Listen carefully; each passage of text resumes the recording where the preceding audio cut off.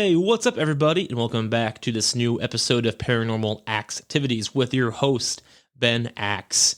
Here in just a few minutes, I have Shadow LeMere joining the show to talk about smudging, saging, the rituals of that practice, and basically dive down into how to sage, and we're going to hear a lot of Shadow's amazing and deep paranormal experiences.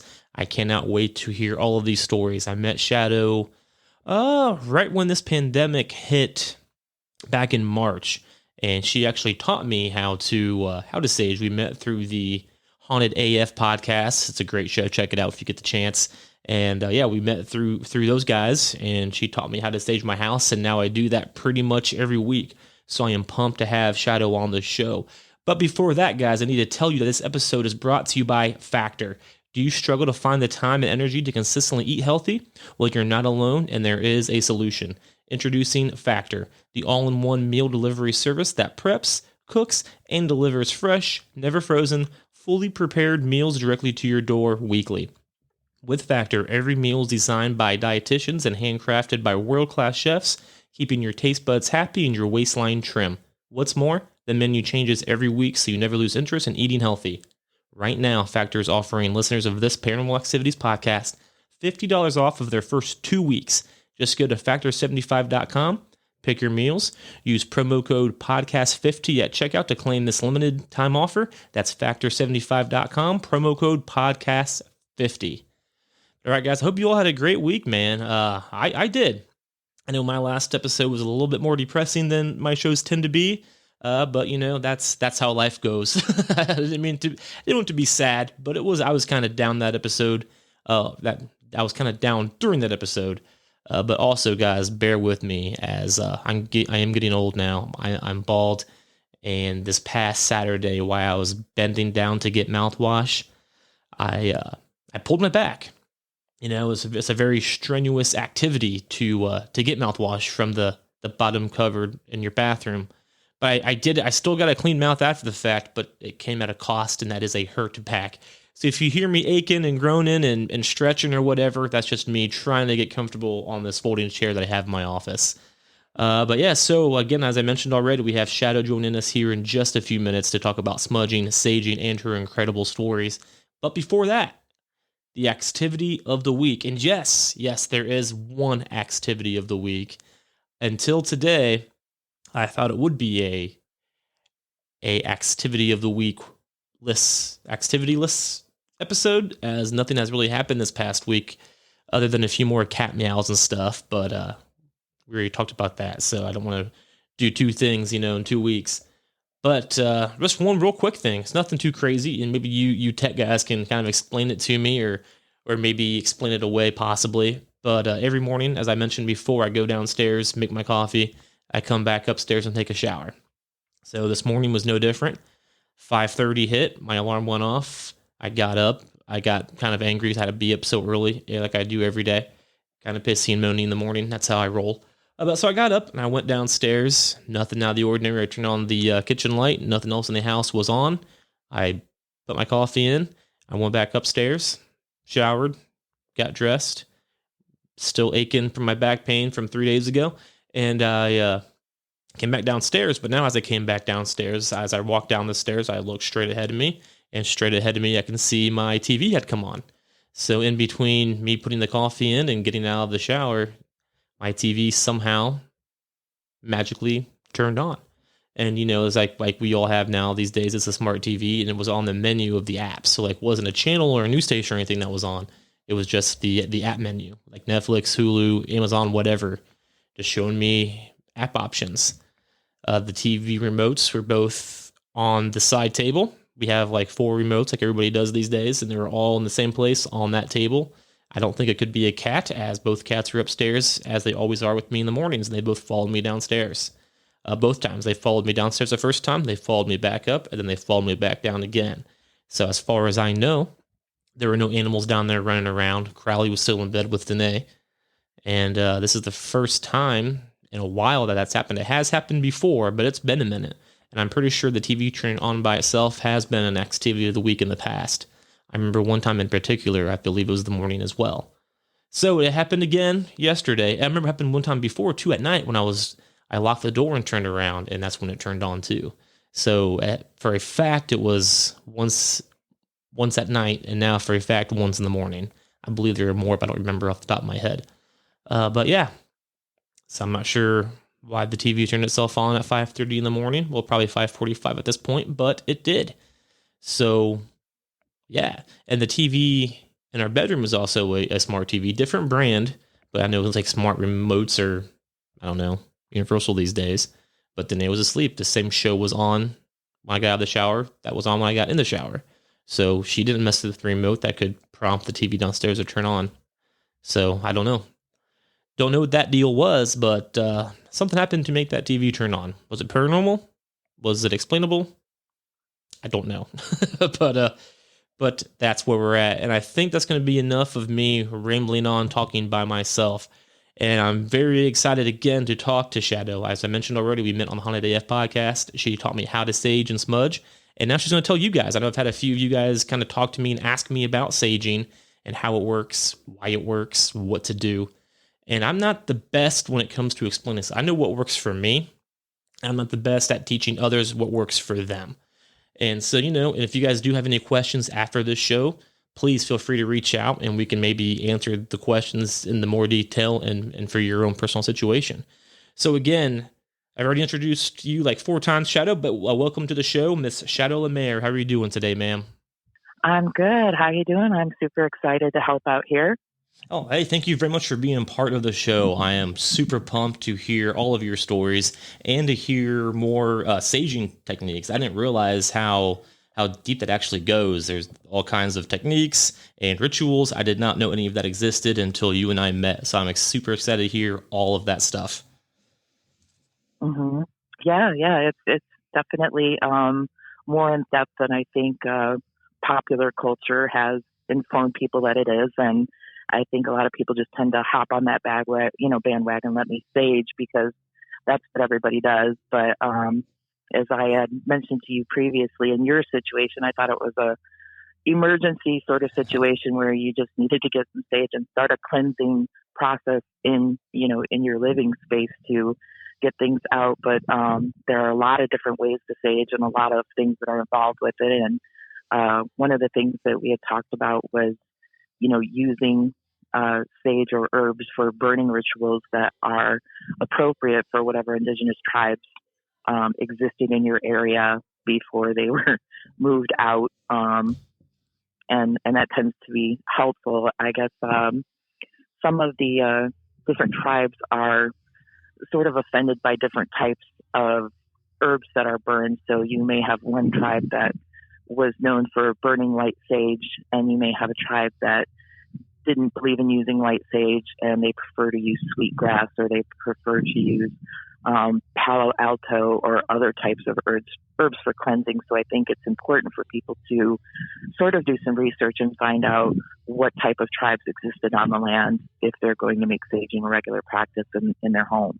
And that's like, when you say that, that actually makes a lot of sense. I mean, the fact that the tribes lived here obviously way before, we did. I guess white people, is the right way to say that. But so, like, why do you think that matters, though? Like, why would the tribe that was here first, like, are they still kind of dictating over the land, or like, what would, how does that make sense? I think that really, generally, those are something that the type of tribes or the type of people that are on the land are something that are usually picked up by psychics or feelers. And sometimes if you have somebody who's sort of in touch with their sixth sense, they can come into the home and tell you, either what you have is a residual haunting, or sometimes a haunting or activity can be poltergeist oriented, which is an energy that comes from within the house or the people that are in the house. If they have unchanneled abilities that they're unaware of and they don't know how to direct those energies properly, they can manifest themselves into poltergeist type activity. And then the other scenario is that perhaps it was sacred land that was owned by Indians and they were moved out. And there's a lot of times when houses and homes have been built and either the property was a sacred ritual place or some type of Indian burial ground. And a lot of times houses have been built and, just bulldozed over, and there's been no real sort of respect that's been put into what we did with the land once we took it away from the Indians and decided to make it our own. So I think that's really where that comes into play. So if, you're told that it's an Indian hotspot, so to speak, at that point in time, it's really good to look into the tribes or whatever was there before. Also, it has to do a lot with an individual's personal belief, because belief is a lot of what goes into staging. If you have a very religious household that's haunted, typically they bring in a priest or a pastor to bless the home, or you have Catholics that come into the home and they bless the home and say a prayer with holy water.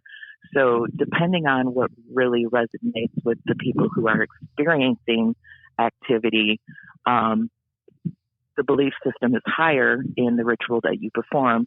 And I believe that energy from the belief system actually helps to expel the negativity from the home in general. That makes a lot of sense. I definitely do agree with that. Belief is a huge key part of that. When you taught me how to stage my house, I believe that's what you told me right away. First of all, you have to believe it when you do it. And it worked on my end anyway, so I'm sure that all makes sense.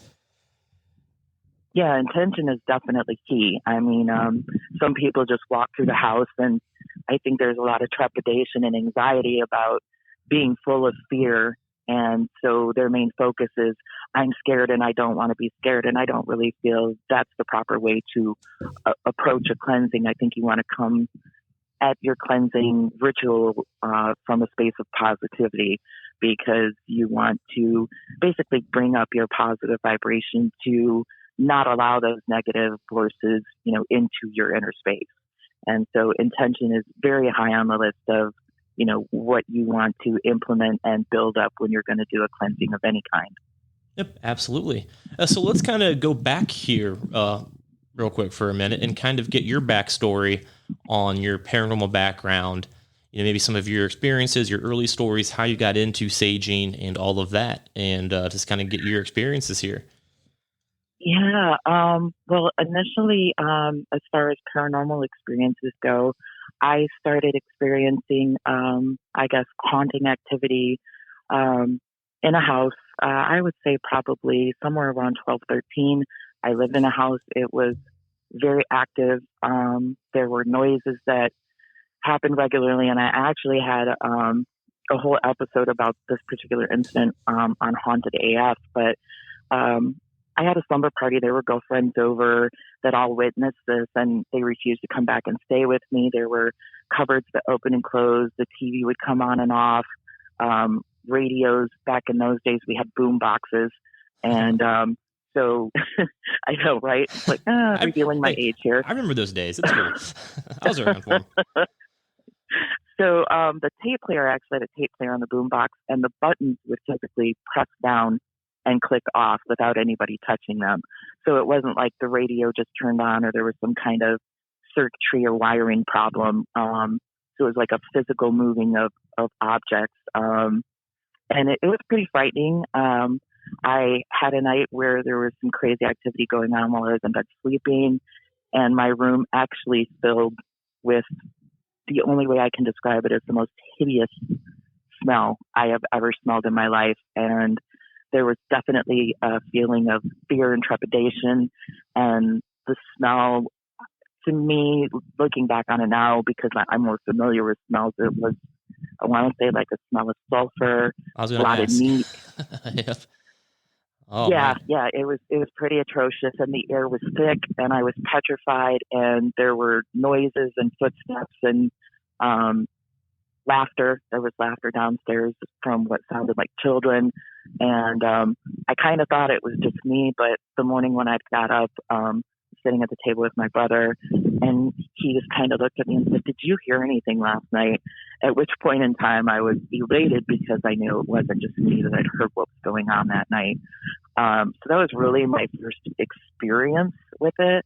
But I think all throughout my childhood, I was very sensitive, almost psychic. I have a lot of premonitions of things that would come true, dreams that, came true, and that sort of thing. And as I got older, those things happened, increasingly.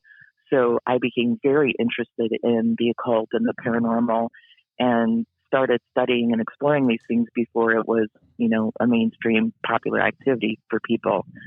So that's kind of where it all started, the haunted house. And then it started all making sense when I started looking into it. Oh, these are visions I've been having.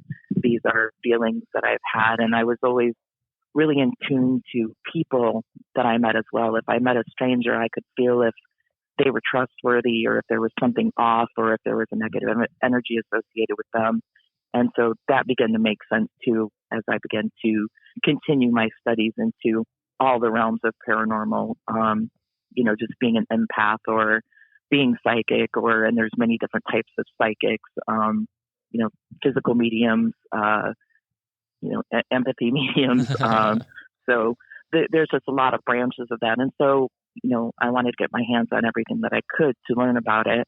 And very young, I was not really into the whole Christian religion aspect of things. I always felt like more of a spiritualist, even as a young person. So it's kind of where my interest gravitated. And I began to read a lot about Wiccan, and I became Wiccan probably around 15 or 16, and have remained doing Wiccan practices throughout my life, even though I've kind of incorporated some more shamanistic rituals and more of some Buddhist rituals as well. Basically just enhancing my spiritual, realm in any aspect that I can. Oh, absolutely. That makes a lot of sense. I definitely agree that getting information from every source available is the way to go. Real quick, I did want to mention or bring up, I guess, that you said you smelled sulfur in one of your first experiences. So, and that's, correct me if I'm wrong, but that's typically towards like demons when it comes to sulfur smells and that kind of stuff. And if that's one of your first generally stories, it is associated with that, with some type of negative entity, certainly. And I do believe that whatever was in that house was definitely trying to get our attention. And I do feel that whatever presence was there was definitely not there to just, let itself be known and play with us. I think its intention was to frighten us. And absolutely. It succeeded. That's fair. That's a big entity for that early of a story. So that's definitely something worth noting. I don't think I've actually ever smelled the sulfur scent that I hear about. So that's a very interesting story. Yeah, and I have found out over the years a lot of those things that sometimes our own energy can draw those type of things to us. And it wasn't until later that I actually think that had something to do with it, because I was sensitive, so to speak, and very tuned into energies and so on. So I think a lot of those premonitions and the fact that I was in touch with that to start with have definitely throughout my life drawn these experiences to me. And so that's taken an adjustment, because I don't think they all need to be negative. A lot of it has to do with how you perceive it. Sure. And sometimes it's hard to keep that, that trepidation or that fear under control, and not let that consume you, but more or less learn how to take control of the situation. Yep, absolutely. From my experiences, I definitely believe that there are, just like anything else, there's good entities, there's bad entities, and then there's evil entities. And it's important to know the difference, but it's also important to not be scared at everything. Otherwise, what's the point of even being around it? Or if you're scared of something, you can't take control of that situation, as far as I can. Exactly. Awesome. Yeah, I agree. And so I do. And then you mentioned that you were a Wiccan. So what exactly can you explain to me and the members here listening what a Wiccan actually means? Because I'm not exactly sure that means. A lot of people have different ideas and interpretations about Wiccan, and there do tend to be some crossovers into white magic and black magic, and it sort of leads into Santeria and voodoo and hoodoo and some other things. And I find that basically all the religions that have rituals in them all seem to have the same sort of idealism connected with them personally. But Wiccan itself is very close to shamanism, and there are different gods, goddesses. I prefer to think of them as energies personally, that you call on or ask to assist you. So a lot of rituals that I do are sometimes to help friends, but I try to guide friends to sort of do those themselves, because I think, basically you're your best own person to judge what you need to do, and your intention for what you're wanting is going to be better than my intention, or at least stronger. I might have better control over my intention, but I think, you need to be actively involved in anything that you're going to do personally. So Wiccan, implements calling on energies and using them to focus and do rituals to basically guide you and assist you, much like tarot cards.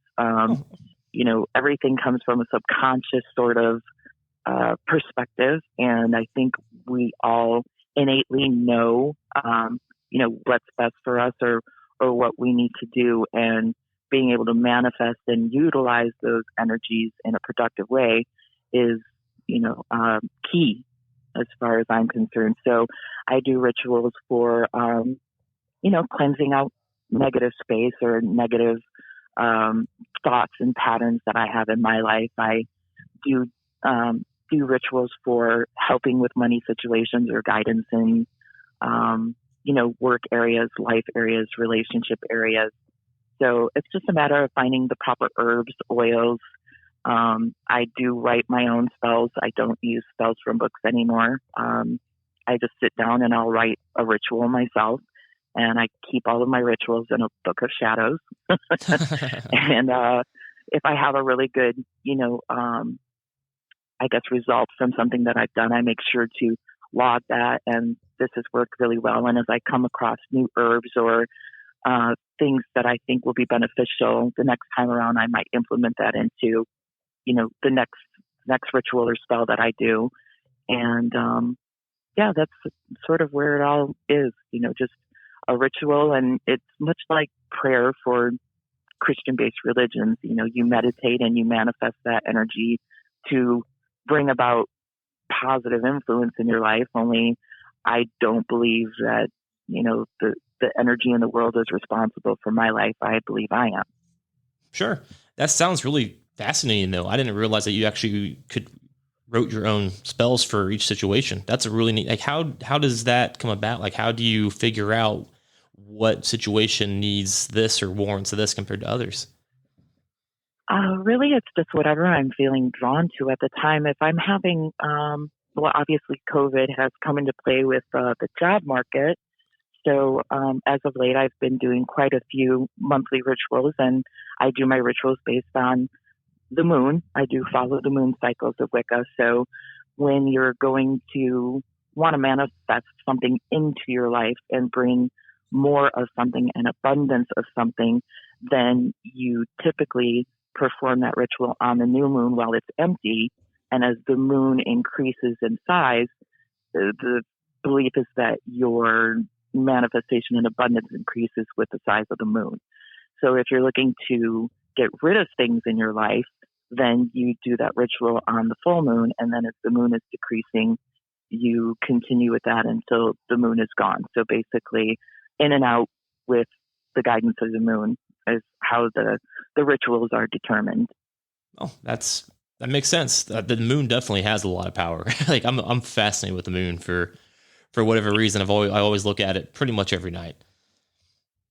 Yeah, absolutely. In fact, I did a New Year's Eve ritual this year, and I wrote out a spell, and I did a couple pages of things that I want to let go and bless and just let them stay in 2020.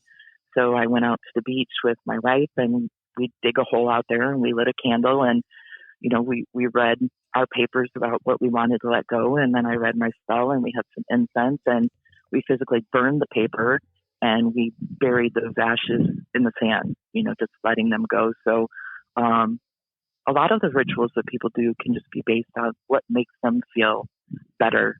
There's a lot of personal preferences that you can wrap into spells if you do them yourself. Yep, absolutely. That makes a lot of sense as well. So one thing that you didn't mention off the air here was you have some Ouija board stories.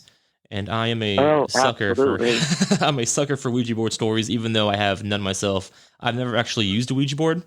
I stay away from them, but I love hearing other people's stories. So if you don't mind, can you share some of those? Sure. I was sort of, skeptical about the Ouija board thing as I think I started using them in my teenage years. And I thought a lot of it was mostly hype, but it was still exciting to, sit down with your group of people and kind of freak each other out and whatever that teenage excitement involves. Oh, But absolutely. my first, I guess, indication that there was maybe something more to it was using a Ouija board inside of the home. And my father and stepmother were in the room. My brothers and sisters were doing it with me. And we had asked the board if there was a non-believer in the room. And it said yes. So we asked for the initials of the person in the room. And it spelled out B as in Bob, L as in Larry, E, and then M.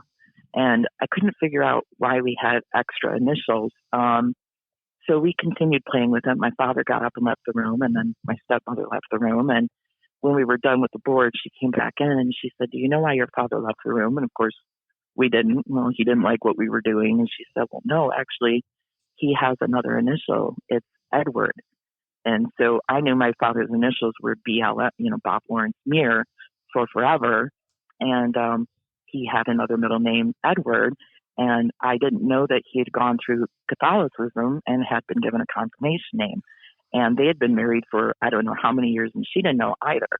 So the board told us that my father had another initial, and nobody in the room knew that except him. That's pretty wild. Do you know who you were talking to on the other side of that board by chance? No, I don't. And I have heard, that boards tend to sort of lie and be deceptive. So I've never put too much, confidence into, the replies that I get on the board.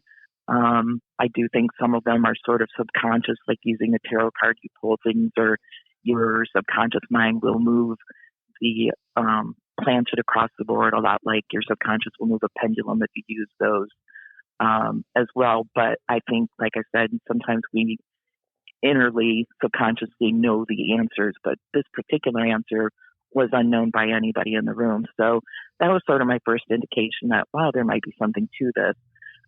So I did continue using them, and I used one. I had two girl roommates at the time, and me and one of the other girls like to use the board, and the third roommate was not happy. She didn't like us using it in the house. But we'd used it, and we left for work that night, and when we got back, we were yelled at by the other roommate who said once we had gone, all the lights in the house went out, and the front door locked, and she was trying to get out of the house, and she couldn't. Mm-hmm. And finally, the neighbors came to the door, and she was able to get out of the house. But she said things had gone kind of crazy while we were gone, and she didn't want us using it in the house anymore. And I just kind of chalked it up to she's nervous and a tad bit dramatic. So I didn't think much of that, but it was amusing anyway as a story. But a couple of years later, I had used one again in my own apartment and gone to work again. And at the time, I didn't know about closing out the board and doing things properly. So really think if people are going to play with the Ouija board, they should be informed as far as protecting themselves and closing out a board properly before they start playing with them. But I had used the board. I hadn't closed it out. I went to work. And when I came home, my door was ajar. And I happened to have a male friend with me. And we thought maybe I'd been broken into. So, we very cautiously kind of pushed the front door open. And we kept hearing some sort of clicking noise. And I didn't know what it was. But we were very cautious. And we kind of pushed the door open. And when I stepped into the apartment and looked behind the door, there was a pan of water sitting behind the door. And that's what had been clicking when we were opening and closing the door. It had been hitting this pan of water.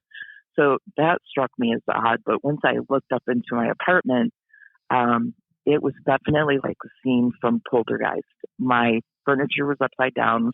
My dining room table was upside down with the chairs upside down on top of it. My entertainment stand had been moved, and it was one of those big wall-sized units back at that time. And when I went into the kitchen, like all of the stuff on my counter had been turned upside down. I had left a tub of butter out, and that had been turned upside down and it melted all over the counter down my floors. And at first I thought, well, maybe somebody broke in and they're playing a joke on me. But when I had done further investigation of the house, I had over $1,000 in cash sitting on my entertainment stand, and the cash was there. Yeah, I would say that's not a person then, because a person would be taking that cash. Yeah, absolutely. So that was probably the craziest. Then after that episode, there were a lot of nightmares and strange things that had happened in that apartment afterwards. So I was very glad to move once those things had happened. And I put the Ouija board away for a while and did some cleansing. And at that point in time, I had started going, we didn't have internet back then. So I'd actually gone to the library and gotten a bunch of books and started looking into saging and cleansing a space that you feel there's a negative energy in that room. And it was very hard to find information at that time, but I was able to find some information on saging. And that's when my interest actually originated, because I really needed to cleanse that space. It did not feel safe. And there was a very negative and heavy atmosphere in the apartment after I had played with the Ouija board that time. Do you still have that Ouija board by chance? Oh, absolutely. Yeah. That's pretty crazy. So but when you saged that room, did it help? How often did you have to sage that room for it to kind of go away? I think it just depends on the atmosphere. I had saged that place a couple of times, but whatever came with that session just really wasn't going anywhere. And I think that more had to do with I never closed the board, so I didn't close that portal. So even though I was saging, there still continued to be other things that happened, like the nightmares and the heavy feeling. And I actually had a lady that lived underneath me who was stabbed by an intruder right after that incident as well. Jesus. And that was pretty crazy as well. I actually, I'm in my house watching TV, hear her scream, open my front door. There's a lady standing there with blood running down her face because somebody had come in her window and stabbed her in the forehead with a screwdriver. So there was just a lot of crazy stuff that had happened after that. So I figured I really needed to do more research before I continued playing around with things that at that time I didn't really understand. I feel like a lot of people who mess around with Ouija boards and even tarot cards and that kind of stuff, they really get into it, even like ghost hunting. They really get into it thinking, oh, it'll be fun. It'll be like on TV. And then really, if you don't know what you're doing, it definitely can be a dangerous thing. Absolutely. And I wasn't in a positive space when I was doing those things. And I think now when I use the Ouija board, I have a completely different way of doing it. And I do make a circle of salt for protection. And I do a saging just to cleanse my spot, not to sage the house, but to cleanse my ritual area and make sure that I protect myself and, light a candle and kind of enclose myself with white light and positivity and bring my vibration up to make sure that type of thing doesn't happen again. And then when I'm done, I make sure to let whoever I'm communicating with know you're no longer welcome to be in my space. Thank you for talking to me. And I am now telling you to leave as I close this board, so I have a little thing that I say to them and thank them and close it out and tell them they need to go back to wherever they were and they're no longer welcome in my house. And that seems to have done the trick as far as continuing using the board. Absolutely. And that's one thing I didn't really think about or realize, I guess. I always knew that you had to close the session, but I never knew why. And you just put it in great verbiage, I guess, when you said it closes the portal. And that makes complete sense when you say it that way, that's why you close the portal so the activity ends. I never really put two and two together. Absolutely, because you're inviting something into your home and into your space at that point in time once you start using the board.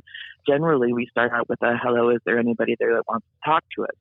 So automatically we're opening up, whatever that barrier is and saying, you're welcome into my home. So unless you close that door as well, saying you're no longer welcome, thank you for helping me, please leave. You're no longer welcome in my house. It's my space, not yours. Again, you have to take control over the situation and the vibration in your home. And that's why it's also helpful if people have hauntings when they sage to go around the house and say things out loud. You're not welcome in my home. Please, vacate, please leave, find another place to go, however you choose to word it while you're saging, and let them know this is my house, not yours, and this is my space, not yours. Absolutely. That's exactly what I say when I sage, typically, which is once a week. That's exactly what I say as I walk around the house with the white sage, smoking throughout the rooms. And I think that actually works. And I would even argue that just saying that without sage, and especially in like certain situations, would work as well. Sometimes it does. Yeah. Sometimes it can anger a spirit, and actually saging can anger, whatever energy is in your house as well. And that again goes back to whatever type of beliefs the person in the house has, and possibly whatever beliefs the people that were on the land before you had as well. If you have a haunting that's, say, more residual, or you have spirits that are from another time area, but maybe not, Indians, maybe Victorian era, that seems to be really popular as far as hauntings go. But those people tend to be more religious or Christian based. And so sometimes people find it's more beneficial to say a prayer and to ask them to leave and to use salt and holy water at that point in time, because the people who lived there, that was their belief system. And so their belief system, I think, sort of stays with them even after they've passed on. And they understand that as I'm being cast out. Right. That makes a lot of sense. And I have one more question for you here regarding Ouija boards before we move on. And I've kind of thought this myself. I use a spirit box here and there that I bought a while back. Mm-hmm. And basically it's just, it just creates white noise basically. And the theory is creating that white noise, you can communicate with spirits that way. And sure. My question is, what is the difference between a tool like a modern day spirit box and a Ouija board? Because I say I won't use a Ouija board, but I'll use a spirit box. Is that kind of being hypocritical, or are they different? Like, what's your opinion on that? I think that they're very similar. I'm not necessarily sure that you're sort of opening a portal with it. Gotcha. I think you're more communicating with what is already there. Because generally I've used a spirit box as well, and you're kind of asking the same sort of thing you do with a Ouija board. Is there anybody here? But to me, it feels like there are some similarities, and I do know of people who have used spirit boxes who have had things follow them from a particular haunted space back to their home or to other places. They felt like that spirit has attached to them. So I think there is a little bit of possibility of those types of things happening with a spirit box as well. And it's always good to do a cleansing or protection spell before you go into any place to make sure that you don't take anything back with you or have any kind of attachment from any sort of, investigating or exploring that you do. Absolutely. That makes a lot of sense. And that's one of those things too. Like, I don't think a lot of people realize that, especially when they go on like these ghost tours and ghost hunting, like Waverly Hill Sanitarium and Stanley Hotel. I feel like a lot of people probably don't protect themselves the right way, especially the ones who are really talking and trying to agitate the ghost. Something really, I get aggravated, I guess, when like people try to agitate spirits, like, talk to me, bitch, that kind of stuff. It's like, what are you doing? Oh, no, that's horrible. Yeah. That's horrible. It's totally disrespectful. And I think a lot of the shows that we have on TV today are very, they very much disregard that aspect of dealing with spirits. And I think, sort of like you respect people or you should respect others, humanity in general, you should be as respectful to those that have passed on as well. I think, unless you're trying to purposely provoke somebody, I don't understand what the purpose of that would be other than to cause mayhem when there's a different way of approaching it. Yeah, but some people choose to approach things from a loving perspective and others choose to want a fist fight. So I think those kind of attitudes come into play as well. Yep, absolutely. That makes a lot of sense. I used to live in a house back in 2014. We actually had a crew come out and did an investigation one night, and they were terrible. That's all they did. They were just trying to provoke the spirits that were there, and they're just like basically just running their mouths, trying to act like they were tough guys. It's like, I don't understand. This isn't productive, and it didn't work. We had a medium friend as well at the time, and she actually sent us a text, and she was like, hey, do you guys have people in your house right now trying to communicate with the spirits that are there? And we were like, yeah, actually, how did you know that? She's like, well, they just the one of the spirits that was there, we knew who she was or whatever, but she said that she communicated with her right now because she was a psychic medium, and she said we're not going to communicate because they're trying to make fun of us. So just a heads up. Mm-hmm. So yeah, nobody wants to be disrespected, whether they're living or passed on. I think people really need to take that into consideration, and I think with a lot of the investigation groups, and I've belonged to a couple throughout my lifetime, but I am a solo investigator, and I do personal cleansings on my own now. I do have some friends that I trust and sometimes bring in with me if I feel I need some extra assistance. But some of those groups, because they're only going in for a one-time investigation, and their goal really is to document that there's paranormal activity. So they're not really concerned with what happens to you when they leave. Their main goal is, I want proof, I want video, I want stuff that I can share so that people can see this exists, as opposed to taking a look at the situation in its entirety. And I don't think that's always the smartest idea. One of the groups I belong to in Seattle, which is called A Ghost, and we used to do a series of investigations, and we wouldn't go in and try to provoke anything. What we wanted to do is document it in its natural setting. So we would set up the cameras and the voice recorders, and we would do our interviews and whatever. But it was a several night process. Sometimes it was a couple of weeks.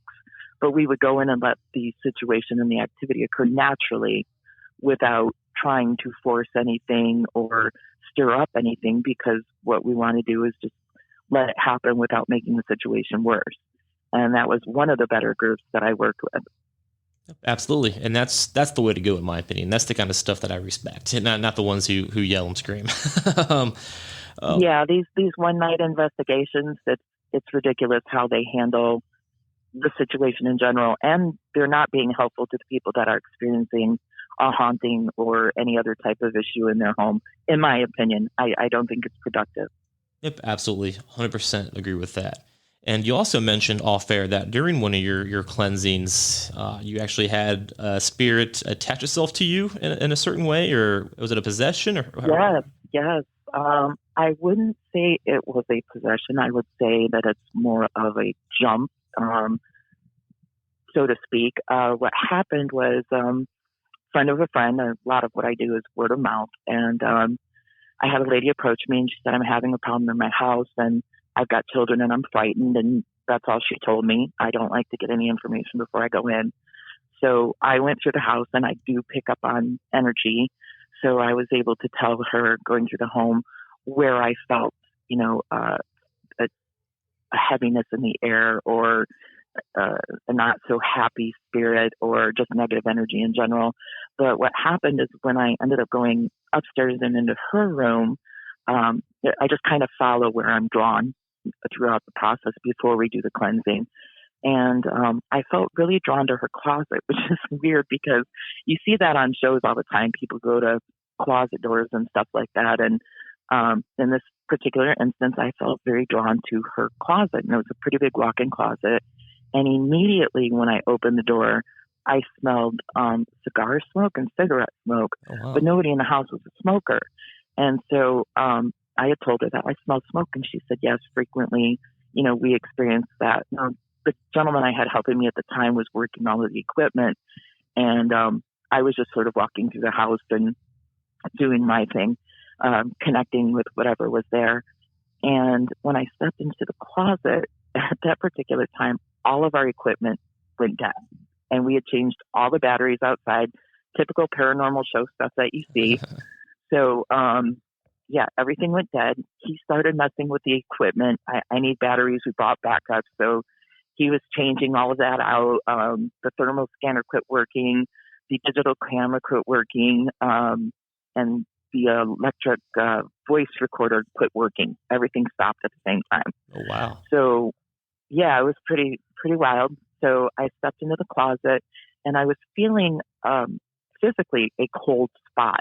I could reach my hand out probably about a foot away from my body, and the air was freezing. Now, just before the thermostat or the thermal reader had gone out, he had hit that spot, and it was about 20 degrees colder in that spot than where I was standing.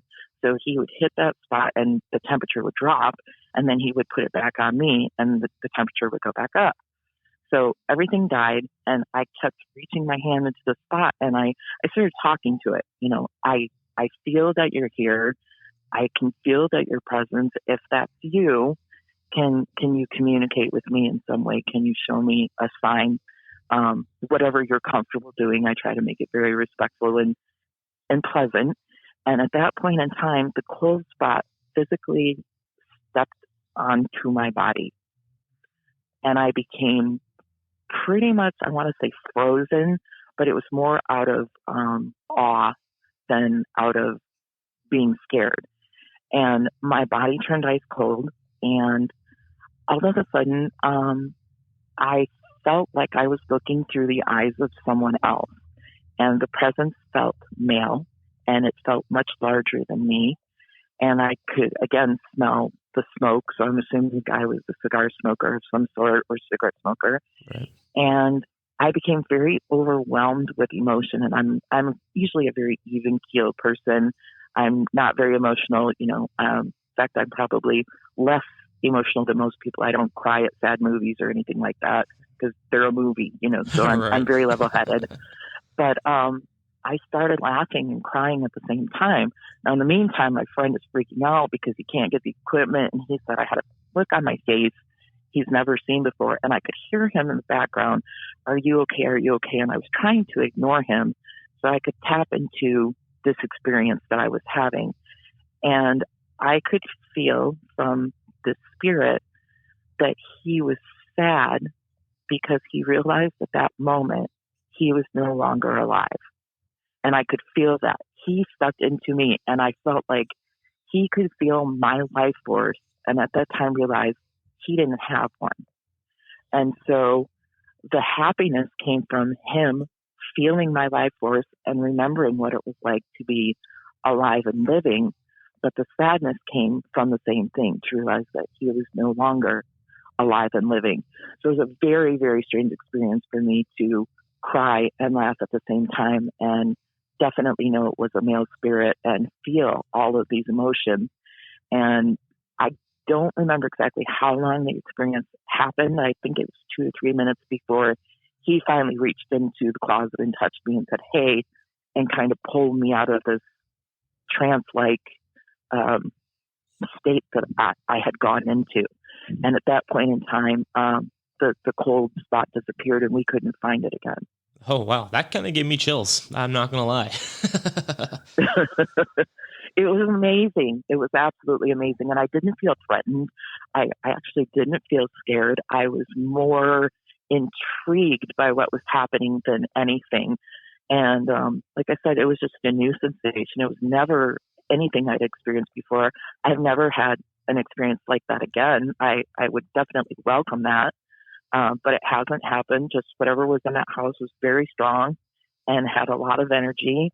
And I laughed and I told some people about it. And, some people were like, yeah, right. But most people know I don't just make things up. So even my wife was kind of looking at me like, yeah, right. But she's like, I know you're telling me the truth. And I just told her it was amazing. And I was probably on a pretty big high for about a week because the energy that was there during that moment was just so intense. It stayed with me for like a full week. Absolutely. That's crazy. It makes me kind of like worried though. Cause does that mean that some of these spirits don't know that they're spirits on the other side? I think sometimes they have just refused to accept that. I don't think they've acknowledged that they're gone. Right. I think sometimes it's just a surprise to them. And I don't know, I wasn't able at the time to do research to find out who lived in the house, what happened. And, this was really before we had access to a lot of the information that we can find readily and easily nowadays. So now I like to do more research as far as the property and the house and the sale of the house and how many owners and are there deaths on there. And, you're able to, people who do this are able to do more research readily, and find information that's available to them easily. And I didn't have that opportunity at the time. But I think that, if they don't know that they've passed on, then, maybe they feel like they've got unfinished business. I also think some people are just afraid because maybe they don't feel like they're worthy to pass on. Maybe they feel like and I think that's where a lot of religious Christianity type beliefs come into play. Maybe I wasn't a very nice person. Maybe I was, a wife abuser, or I beat my kids, and I don't feel like I'm going to be accepted into, whatever realm they believe they're going to go to. I personally think we just sort of become part of the energy of the world. I think everything comes down to energy personally. Yep, and I absolutely. think they're just afraid of letting that go. Everybody is afraid of change. And I don't think that necessarily is any different for somebody that's passed on. Yep, that's fair. I'm also all about the energy, and on past episodes, I've talked about that quite a bit. Energy stains the earth, stays with the earth, and as far as I know, can't be destroyed. So it's just, energy creates all things, basically, in my opinion. So. Absolutely. Absolutely. I had my brother passed away a couple of years ago, back in 2014, and he had a lot of issues that I won't go into, but he was an alcoholic, and he drank himself to death, and we knew it was coming, and he knew it was coming, but that was his path. But I had a dream a couple of years after he had passed away, and I actually reached out several times during some scrying and some meditation to see if he wanted to communicate with me in any way, shape, or form. I never felt anything from him, but I figured if somebody was going to reach out, a family member would be a good place to start. And we had a pretty good connection. But this dream came one night, and in my dream, he was still sort of wandering around from bar to bar and drinking. And my dream was very much that he was in pain, and he didn't want to accept the fact that he wasn't around anymore. And I felt very much, I've never really felt like people are stuck, but I really felt like he was. And I actually went and spoke with a psychic and cord cutter. And when I talked to her about it, she said, I definitely feel like he's afraid of letting go. And she did a cord cutting ritual and said a prayer right there for him to know that it was okay to move on and do his thing. And after that, I actually felt a lot better myself. I felt like he did actually know it was okay, and he didn't have to stay in whatever sort of environment he had trapped himself in. I think he sort of felt like he deserved to stay there and just kind of keep drinking and live inside of that misery that he had created during his lifetime. So they kind of like stuck in a loop kind of thing, do you think? Yeah, definitely. He was in the dream, and I not that dreams are 100% accurate, but it was so intense and it was so vivid, and the feeling was so real. I really felt like he was reaching out to me, and in our dream, I God, I miss you. I haven't seen you in so long. Yeah, I know I miss you too. And I kind of said, you don't have to be here. And he said, but this is where I'm supposed to be, and I tried to talk to him, but I couldn't get out the words like, you're not here. And I felt in the dream like he didn't want to hear that. And so before anything was able to sort of wrap up or come to a conclusion, the dream had stopped. And obviously I woke up very upset, and I carried this with me for about a month before I went to seek out somebody to help with that situation. I just felt it was really needed on my part, and maybe it was just something that I needed to release him with his death. But I really genuinely, sincerely feel that he was reaching out to me. And sometimes spirits are known to do that in a dream because they can't manifest enough energy to see you when you're awake. Yep, absolutely. That makes a lot of sense. And I'm also sorry to hear about your brother's passing. That sounds like a pretty unfortunate incident. Thank you. But it's good to hear that he may have passed. So did you feel like relief like when that prayer happened? Like could you just like feel it in your body, like just a sigh of relief at the time? I wasn't 100% sure because I'm still kind of a skeptic in some of these areas. I mean, there are a lot of fakes out there who say things that they think you want to hear. So I actually meditated on the situation for about a week after the meeting with this lady. And I really felt like something had changed, but I didn't feel that change at that moment when we were talking, but she broke out into tears. And if she was faking it, she was pretty good.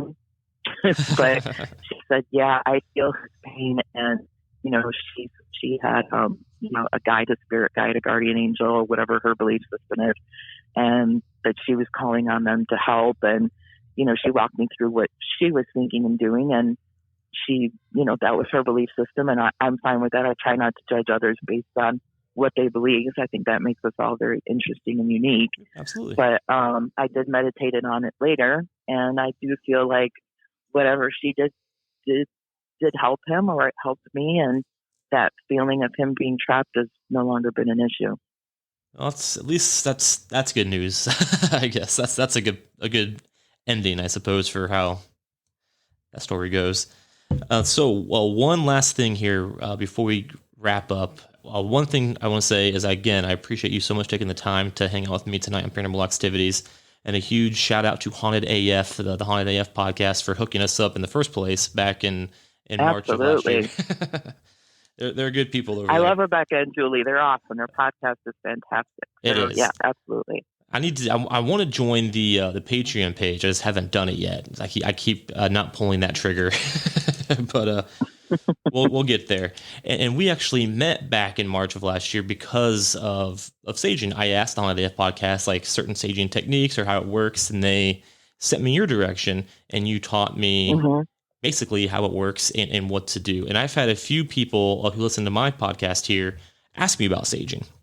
And I'm not the best when it comes to describing things, and I really feel like a lot of that comes from inside you anyway. So I thought this would be a great time for you to explain to the listeners the best saging techniques, if that makes sense, or how an amateur person who may not really believe in ghosts but are still having things happen, or if someone wants to sage their house just to have a negative feeling go away, or anything like that. What advice can you give?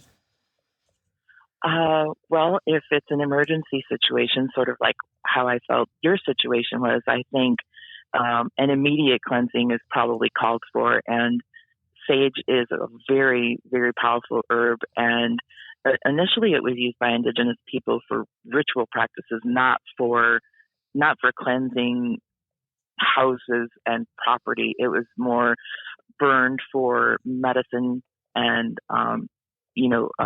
highly religious leaders within their tribes, and it was used as part of their ceremony, not for getting rid of negative spirits.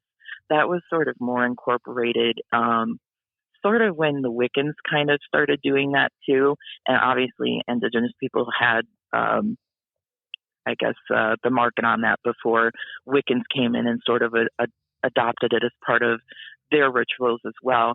But smudging has actually been around even longer than that. The Chinese have used it as a feng shui practice for thousands of years, but they do it a little differently. They use Epsom salt and rubbing alcohol, and that has the same sort of effect. So depending on whatever somebody is most comfortable with, there's many different ways that you can sage. But based on my experience with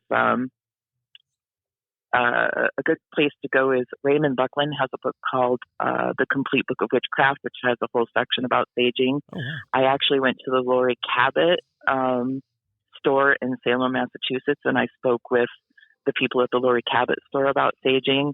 And then I've also had feng shui classes, and that's where I learned about the Chinese and other Asian countries practice it with the salt and alcohol. And then and I also had a shaman Indian friend. So I kind of took the information from all of these people. And again, like I write my own spells, I sort of incorporated bits and pieces from all of these and what made the most amount of sense. And in Wiccan ceremonies, a lot of the rituals that you do, you walk around your ritual space with sage and cleanse that area before you do a spell, and you walk around in a clockwise manner. So that's where the sort of idea of doing it in a clockwise motion came to play, because going in a clockwise motion is supposed to be a positive sign as opposed to walking in a counterclockwise motion, which is associated more with a negative way of doing it, I guess.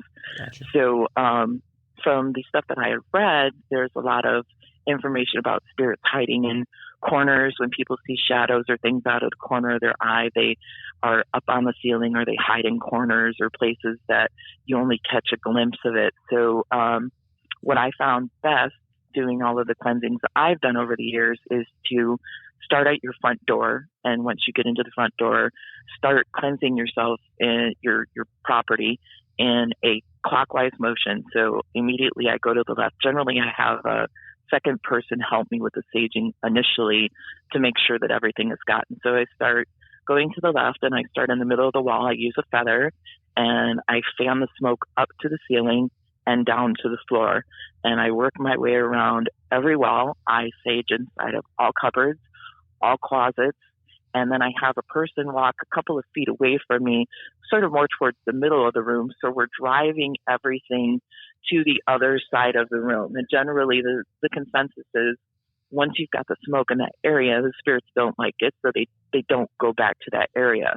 So once you make yourself your way around the house in a clockwise motion, you are sort of pushing it through the house and back towards the front door, at which point in time you open the front door and use the feather to get the smoke and the spirits outside of your home.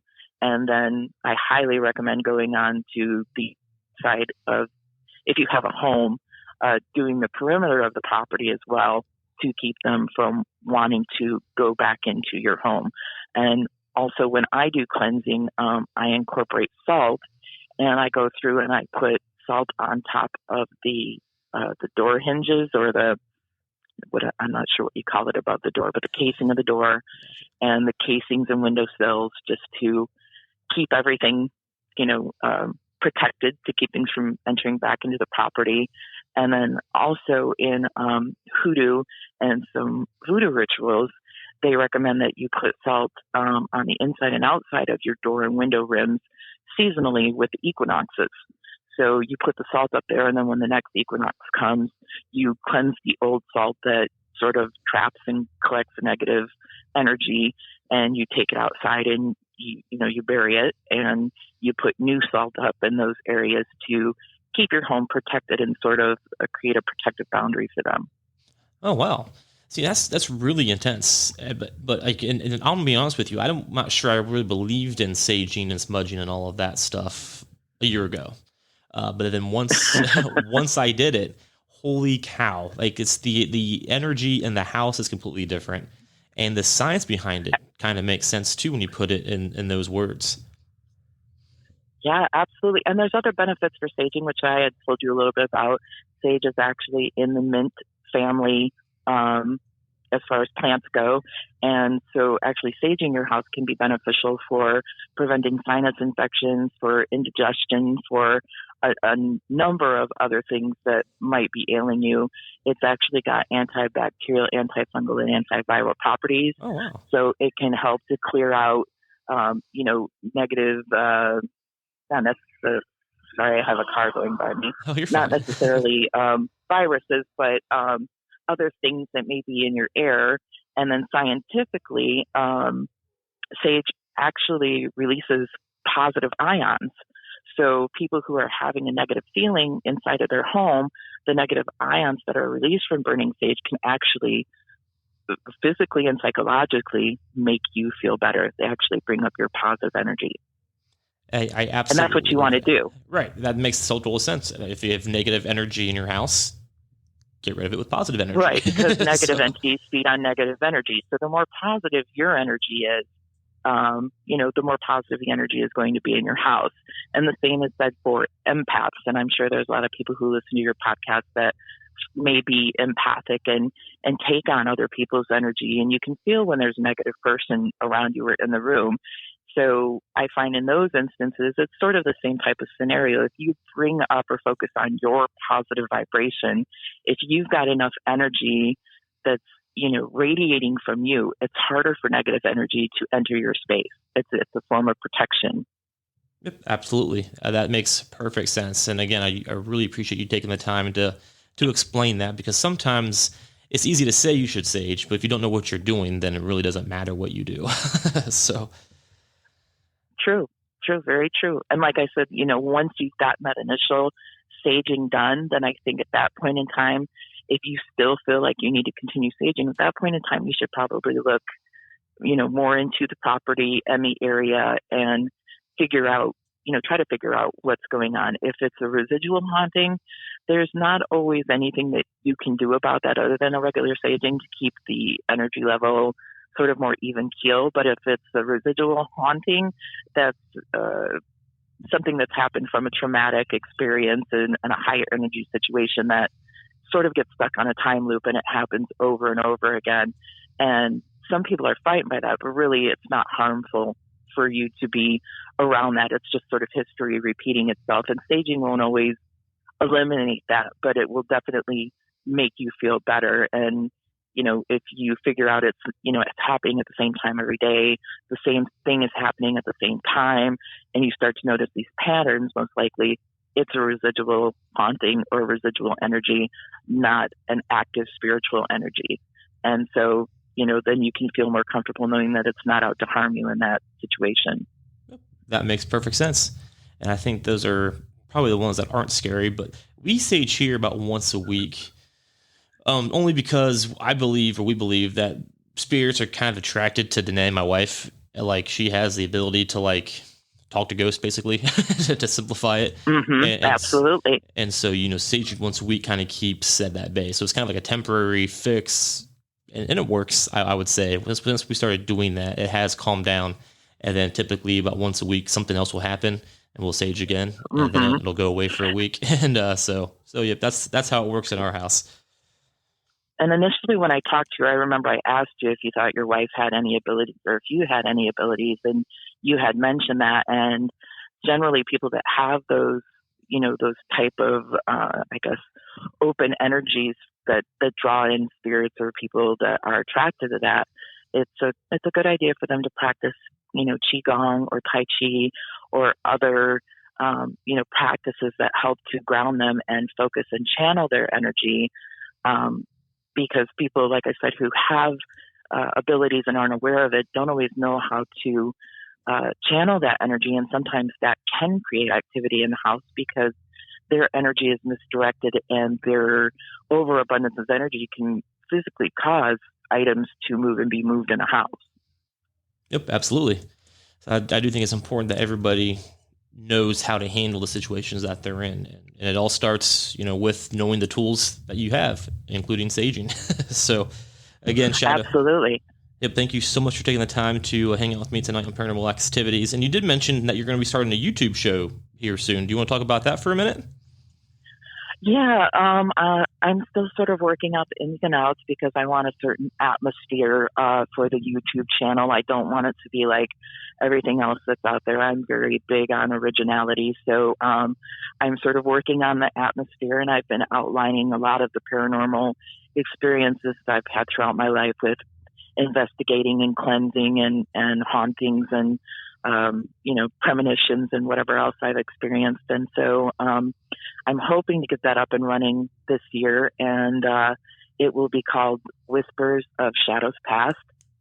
And that's basically what it's going to be about. And I think I'll leave it as an open forum, for people to ask questions. And if people want to share their story, that's something I may incorporate later. But I think I'll start out with friends that I know are, sane and legitimate before I start getting into a bunch of people just, telling me crazy stories, because I like it to, not be full of spin and hype and whatever. I want it to, come across as legitimate as it should come across. Yep, absolutely. I love that title, Whispers of Shadows Past. That sounds like a great show. I'll definitely be checking it out once it hits. Yeah, and I will definitely let everybody know when it's up and running. So I just want it to be perfect when I start. And so I think the first episode will just basically be about how, I came across this and what my plans are. And then I'll start in with the episodes. And, people are hopefully going to enjoy it and enjoy the stories, and hopefully think of my stories and my presence as presentable and believable. Well, that's perfect. I can't wait to watch it. Again, Shadow, thank you so much. So this was Shadow LeMere here on Paranormal Axetivities. Again, thank you so much, and I hope you stay safe during this still COVID-19 world we live in. I most certainly will. And thank you so much for having me. I appreciate it. Thank you. I appreciate it so much. It was awesome. Great stories. All right. Well, I'm glad you enjoyed them, and I hope that helps. And by all means, if some of your listeners have questions, feel free to share those with me, and I'll do my best to answer whatever questions, I can. I will absolutely do that. Thank you so much.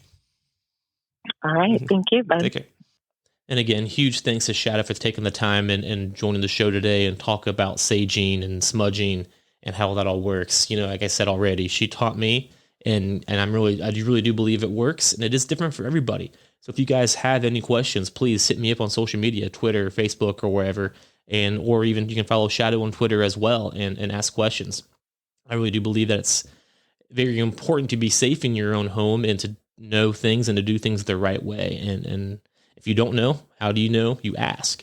So yeah, guys, please, if you have any questions, hit me up, hit Shadow up, and we will definitely do what we can to help you guys out. I did mention Facebook. I am currently banned on Facebook. So if you guys are wondering, I'm currently in my 3rd week of my month-long ban. So I'm right in the middle, actually. So I've been banned for 2 weeks. I've been quiet on there for 2 weeks, and there's 2 more in my future. And then hopefully I'll start behaving on there and not get banned going forward. We will see how that goes. But you can still follow me on Twitter, Instagram, LinkedIn, and you can also find me over at WTBdotcom. I love to be a part of WTBdotcom. They have several good podcasts, several good live video casts, written articles. You have me, Paranormal Axetivities is on there. We have Archie's, if you're into hockey, Between the Pipes podcast every Friday night. We have the Boardroom every Tuesday with sports. We have a true crime podcast. It's called The Shit Show, a half-assed true crime podcast. So big variety. Check us out over at WhatTheBuzz.com.